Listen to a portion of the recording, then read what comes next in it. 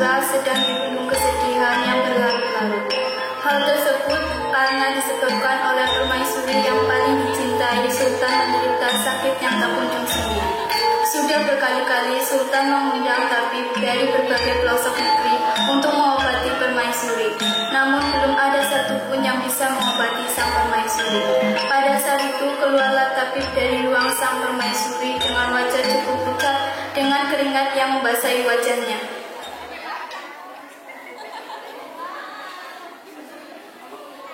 Tabib, bagaimana keadaan istriku? Apakah tabib bisa mengobati penyakit yang sedang dialami istriku itu? Ampun, 1000 ampunan saya minta dari Baginda Sultan.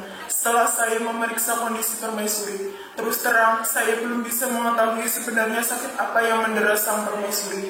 Sudah berpuluh-puluh tahun saya mengabdikan hidup saya untuk mengobati sesama, tetapi baru kali ini saya menemukan kondisi sedemikian rupa. Sekali lagi saya mohon ampunan Baginda, karena belum bisa memenuhi harapan Baginda.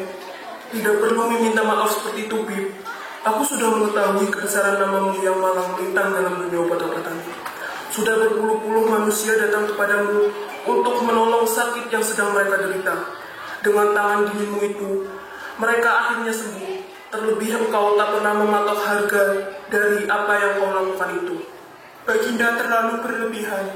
Apakah kiranya istriku itu bisa sembuh? Bisa, Baginda. Bukankah segala sesuatu di dunia ini diciptakan selalu berpasang-pasangan? Setiap penyakit pasti ada obatnya. Bagaimana kalau Baginda mencari tempat yang sepi untuk memohon kepada Sang Maha Agung untuk mencari petunjuk demi kesembuhan permaisuri? Betul apa yang disampaikan tabib di Baginda. Nampaknya memang harus meminta petunjuk kepada Sang Maha Agung. Sebenarnya apa yang menyebabkan sakitnya permaisuri? Karena apabila hamba cermati, ada hal yang tidak wajar dengan sakitnya beliau. Hari demi hari, tubuh sang permaisuri menjadi kurus dan kering tinggal tulang yang berbalut kulit. Hamba juga khawatir dengan kondisi Kesultanan Kartasura yang mulai tidak berjalan sebagaimana mestinya. Rakyat mulai cemas, Gusti. Mohon maaf atas kelancaran hamba.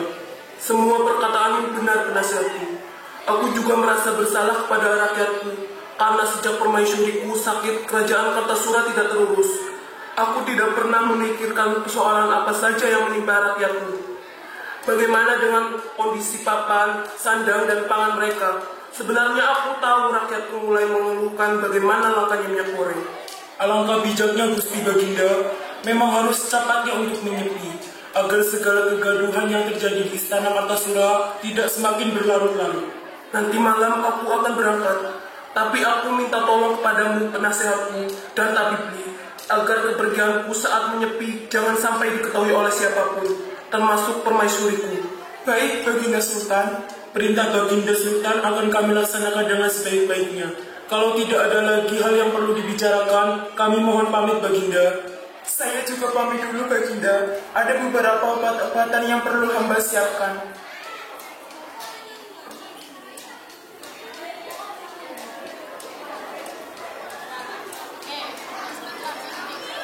Malam telah tiba, suasana di sekitar kerajaan Kartasura terlihat sepi. Hanya ada suara jangkrik yang mengkrik dan suara kelawar yang berebut buah-buahan masak di taman istana. Langit terlihat cerah dengan berhiasan bintang-bintang memberikan warna langit menjadi begitu indah. Malam itu Baginda Sultan keluar dari istana dengan menyamar sebagai rakyat biasa. Seandainya kebetulan bertemu orang di jalan pun pasti tak memahami kalau itu adalah Sultan Kartasura. Dengan membawa obor ia pergi menuju dunia sepi. Kenapa tidak sejak dulu aku menyepi untuk meminta petunjuk pada Sang Maha Agung? Kenapa aku itu bodoh? Apakah rasa cintaku kepada permaisuri telah membutakan mata batinku, sehingga aku melupakan tugas dan kewajibanku sebagai sultan? Melupakan kewajibanku pada Sang Maha Agung bahwa segala sesuatu yang terjadi di dunia ini adalah atas kehendaknya. Sepanjang perjalanan di malam yang sunyi, terjadi pergumulan batin di dalam diri Sultan Kartasura. Tiba-tiba di tengah perjalanan, gerombolan begal menghadang Sultan.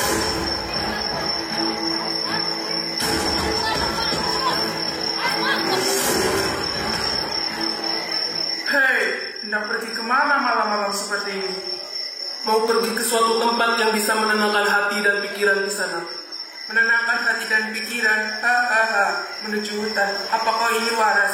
Seharusnya kau ini pergi ke warung tua, minum arak sampai puas dan temani perempuan-perempuan cantik. Betul Kisana, hamba memang ingin menenangkan hati dan pikiran agar bisa mendapat petunjuk dari Sang Maha Agung.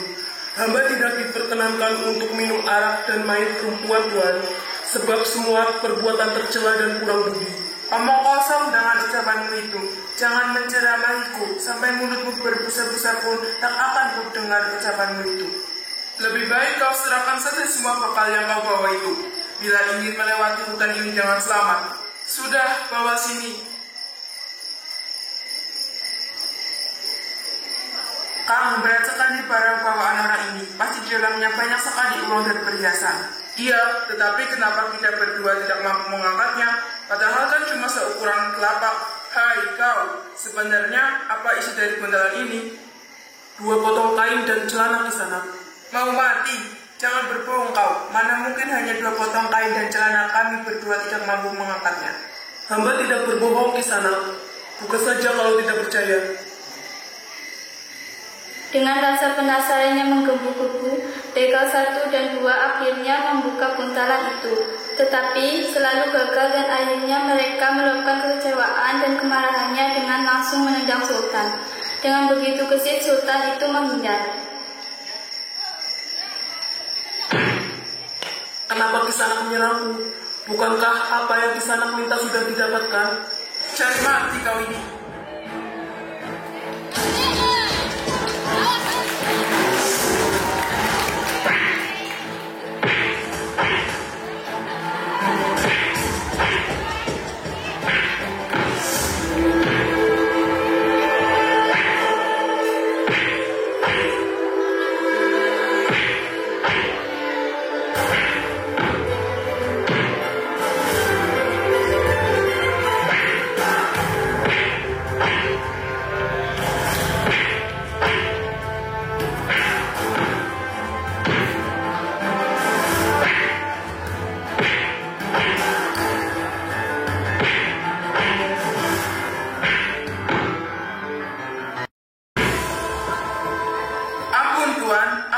Jangan bunuh kami berdua.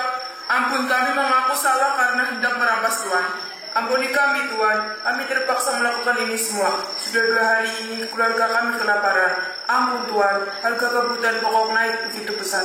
Belum lagi dengan langkanya minyak goreng di pasar. Sudah bangun kalian berdua, aku ampuni. Tapi ingat, jangan pernah mengulangi perbuatan ini lagi. Kalau sampai aku melihat di depan mataku hal ini terulang lagi, maka tidak akan ampunan lagi untuk kalian berdua. Sebenarnya Tuhan ini siapa? Aku bukan siapa-siapa, hanya orang biasa seperti kalian. Ini uang untuk kalian berdua, semoga bisa mencukupi kebutuhan sehari-hari kalian berdua dan modal usaha. Tuhan sudah mengampuni kami berdua saja sudah lebih dari cukup. Betul Tuhan. Sudah, tidak apa-apa, ambil saja. Aku mau melanjutkan perjalanan nanti keburu pagi.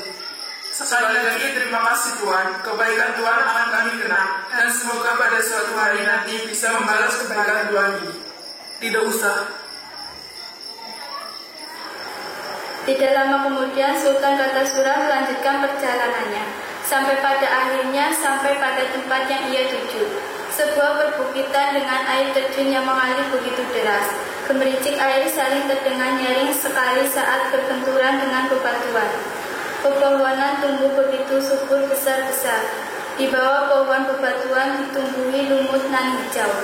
Aneka burung pun berkicau saling bersahutan satu sama lain. Maka sang sultan pun mencari tempat yang nyaman untuk bersemedi. Sampai pada akhirnya ia menemukan mulut gua yang sedikit tertutup bebatuan. Sultan pun mulai tapanya. Hari berganti hari, siang berganti malam, godaan demi godaan menggodanya dengan tujuan membatalkan semedinya. Hingga pada suatu malam terdengar suara gaib. Hentikan semedimu, wahai Sultan Kartasura. Ambillah bunga karang di pantai selatan. Dengan bunga karang itulah permaisuri akan sembuh. Kisana siapa? Pulanglah dan lekas dari bunga itu. Kau tak perlu tahu siapa aku. Baik. Akhirnya Baginda Sultan sudah kembali ke kerajaan Kartasura. Sudah penasihatku, dalam semediku aku mendapatkan bisikan untuk mengambil bunga karang di pantai selatan. Dengan bunga karang itulah permaisuri akan sembuh. Tetapi pantai selatan itu sangatlah luas, di mana aku mengambil bunga karang itu. Ampun Paduka, apabila bisikan gaib itu berbisik seperti itu, hamba yakin bahwa tempat yang dimaksud suara gaib itu adalah wilayah Karangbolo. Di sana banyak sekali terdapat buah karang yang di dalamnya tumbuh bunga karang. Baiklah, besok pagi akan aku suruh Adipati Surti untuk mengambil bunga karang tersebut.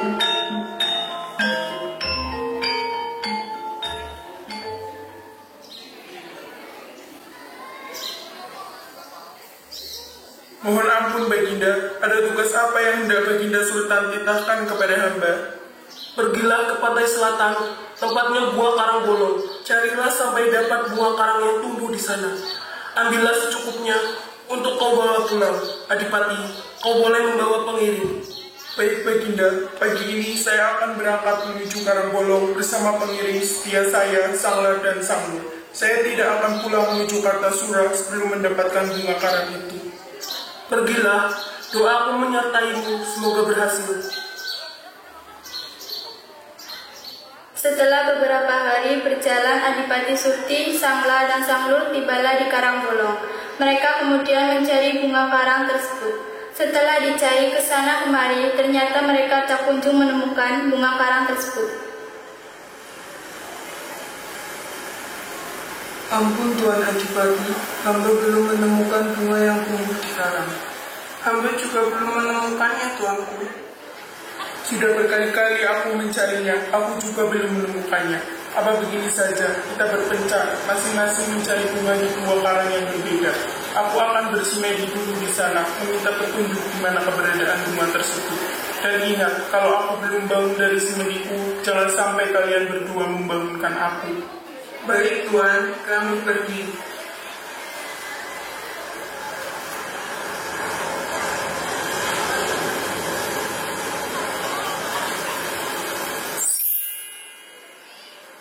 Hentikan semedimu, aku akan mengabulkan permintaanmu, tapi kau harus penuhi dulu persyaratanku.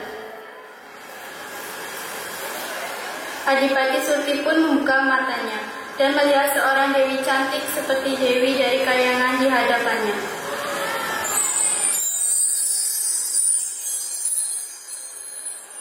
Namaku Suryawati, abdi Nyi Roro Kidul yang menguasai pantai selatan. Adipati, kau akan menemukan apa yang sedang kau cari sebagai obat dari permaisuri sultanmu itu. Tapi kau harus menetap di pantai selatan, hiduplah bersamaku, maka akan kutunjukkan di mana letak bunga karang itu.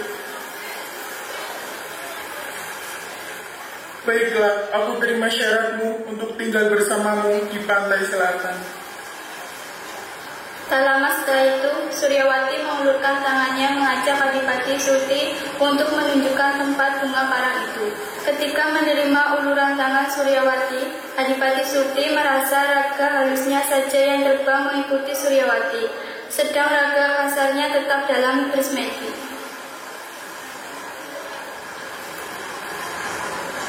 Itulah bunga karang yang dapat menyembuhkan permaisuri. Itukah yang dimaksud dengan bunga yang bisa mengobati permaisuri? Pantesan saja sejak aku menginjakkan kaki di sini, tak kunjung juga kutemukan bunga karang itu. Ternyata bunga karang itu ialah sarang burung lawet. Iya, jika diolah, sarang burung lawet itu akan menjadi ramuan luar biasa khasiatnya. Adipati Surti pun mengambil sarang burung lawet cukup banyak. Setelah itu, ia kembali ke tempat bersemedi. Raga halusnya pun kembali masuk menuju raga kasarnya. Setelah mendapatkan bunga karang itu, Adipati Surti mengajak kedua pengiringnya kembali ke Kartasura. Sultan Kartasura pun sangat senang atas keberhasilan Adipati Surti.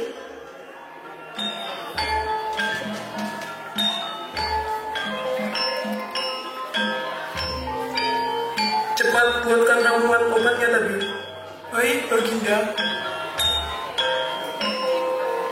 Setelah beberapa hari, ternyata kondisi permaisuri menjadi segar seperti sedia kala. Suasana Sultan Kartasura menjadi ceria kembali.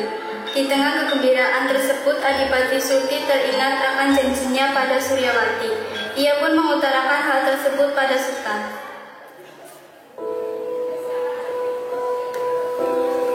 Mohon ampun Sultan, saya hendak berbicara. Pertama, saya bahagia sekali atas kesembuhan Permaisuri. Yang kedua, saya mau izin untuk meninggalkan Kesultanan Kartasura untuk memenuhi janji saya kepada Dewi Suryawati yang telah menunjukkan keberadaan bunga karang itu. Yang mulia, saya telah berjanji kepada putri untuk tinggal di Karangbolong demi menjaga dan mendiami Karangbolong yang di dalamnya terdapat banyak sekali sarang burung lawan. Begitu besar pengorbananmu terhadap Kesultanan Kartasura Adipati. Dengan apa lagi saya membalas jasa besarmu itu? Yang mulia, jangan berbicara seperti itu. Sudah menjadi tanggung jawab saya untuk mengabdi kepada Kartasura. Saya pamit Yang Mulia. Kalau Yang Mulia berkenan, saya mau mengajak Sanglar dan Sanggup untuk pergi bersama saya. Itu pun kalau mereka berkenan. Baiklah kalau begitu. Janji memanglah harus ditepati. Begitulah tabiat seorang kesatria. Kalian berdua bagaimana? Kami siap Baginda untuk menemani dan melayani Adipati Surti dengan sepenuh hati. Adipati Surti pun akhirnya berpamitan dan mengajak kedua pengiringnya untuk pergi bersama. Mereka pergi ke Karangbolong. Sesampainya di Karangbolong, Adipati Surti bersemedi dan raga harusnya keluar untuk menemui Suryawati. Aku datang untuk menepati janjiku Dewi Suryawati. Iya, Adipati. Mereka berdua akhirnya melangsungkan pernikahan.